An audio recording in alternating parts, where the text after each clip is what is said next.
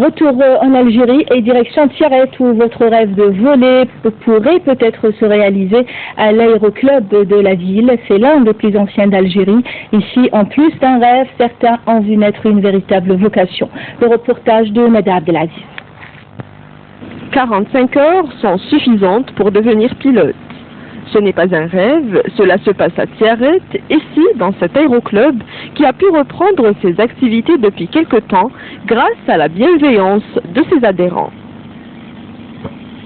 Vous voyez, on a un seul appareil, un Zlin 43, un quadriplace qui est opérationnel en état de vol.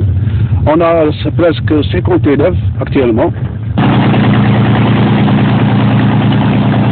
Les avions légers et les planeurs sont les portes d'entrée les plus accessibles pour intégrer dès l'âge de 17 ans le club de pilotes.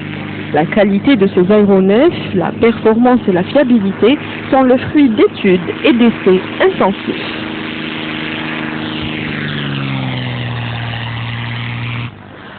On commence d'abord par une formation théorique. On a d'ailleurs plusieurs modules à étudier, tels que la météorologie, la circulation aérienne et la mécanique des avions.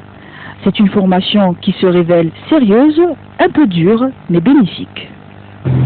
Nous sommes à plus de 200 mètres d'altitude. Nous sommes très calmes, nous apprécions la sensation de naviguer dans les airs, et pourtant l'avion est sous le contrôle d'un apprenti pilote. Il s'agit de Mohamed, son air confiant nous rassure et ses ambitions le certifient. Une fois les heures de vol accumulées, on pourra se présenter pour la licence de pilote professionnel. C'est d'ailleurs ce que je compte faire. L'aéroclub compte une centaine d'adhérents, tous passionnés de se voir un jour prendre les commandes du Zlin 143, un modèle d'avion monté et fabriqué entièrement en Algérie. Et pourtant, deux autres avions du même modèle, ainsi qu'un ILM, prennent désormais place au garage. À l'arrêt, leur panne se résume en une seule pièce, et des fois même pas, d'une petite visite.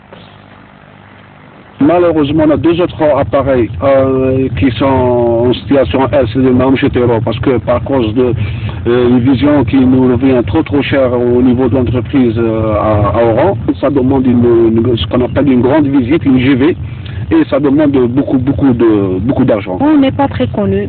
C'est pour cela qu'on demande les médias pour nous aider à être médiatisés et connus.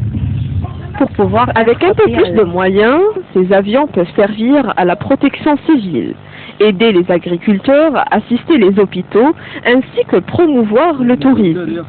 L'aéroclub de Tiaret peut s'enorgueillir. Plusieurs de ses anciens élèves sont aujourd'hui des pilotes confirmés et des commandants de bord dans l'aviation civile en Algérie et à l'étranger.